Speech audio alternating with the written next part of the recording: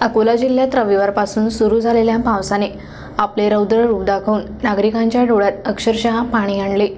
कुठे रस्ते खचून गेले तर कुठे पूर आल्याने गावाचा संपर्क तुटला तर कुठे काम करणारे मजूर अडकून बसल्याने रेस्क्यू करून त्यांना बाहेर काढावे लागले, तर अतिधाडस अंगाशी येणाऱ्या दुचाकीस्वाराचा देखील जीव वाचला। शहरातील नागरिक त्रस्त होऊन अखेर त्यांना रास्ता रोको करावा लागला। अकोला जिल्ह्यात पावसाने जणू डोळे वटारल्याचे चित्र शहरात सर्वत्र दिसून आले असून ग्रामीण भागात देखील या पावसाने हाहाकार माजवला।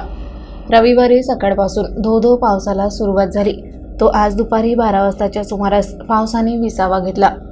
अकोला शहरातील गीतानगर, गंगानगर, डाबकी रोड परिसरात तलाव साचले होते, तर जुने शहर शिवसेना वसाहतमधील नागरिकांच्या घरात पावसाचे पाणी शिरल्याने नागरिकांचे नुकसान झाल्याने नागरिक चांगलेच आक्रमक होऊन त्यांनी रास्ता रोको करून शासनाने त्वरित उपाययोजना करावी असे आवाहन देखील केले।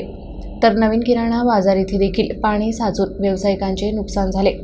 तर अकोल्यातील खरप लोणी गावातील बनसी नाल्यावर कोल्हापुरी बंधाऱ्याचे काम करणारे 14 कामगार नाल्याला पूर आल्याने काल रात्रीपासून अडकले होते।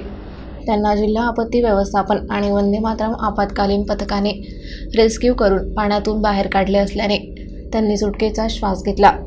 तर बाळापूर तालुक्यातील भीमकुंडखेड येथील मन नदीच्या पुलावरून खूप मोठ्या प्रमाणात पाणी वाहत होते। पेट्रोल पंपवरील 2 कर्मचारी कामावर जात असताना पुराच्या पाण्यात वाहत जात असताना उपस्थित नागरिकांनी त्यांचे प्राण वाचवले। हवामान खात्याने आणखी 7 दिवस मुसळधार पावसाचा अंदाज वर्तवला असल्याने येत्या काही दिवसात निसर्ग काय चित्र दाखवतो आणि प्रशासन काय पूर्वतयारी करून ठेवते हे येणारी वेळच सांगेल।